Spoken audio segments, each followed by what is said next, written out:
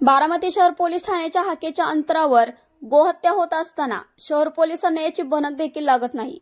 मात्र बारामतीचे कर्तव्यदक्ष उपविभागीय पोलीस अधिकारी सुदर्शन राठोड यांनी मात्र गोहत्या करणाऱ्यांवर मोठी कारवाई केल्याने शहर पोलिसांच्या कार्यक्षमतेवर प्रश्नचिन्ह निर्माण केले जात आहे।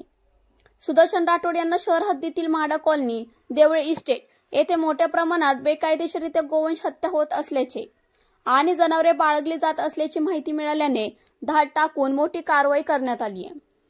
यात जवळपास 1200 किलो गोवंश मांस, 2 जर्सी गाई व 2 जर्सी वासरे आणि गाडीत भरलेले गोमांस मिळून आले आहे।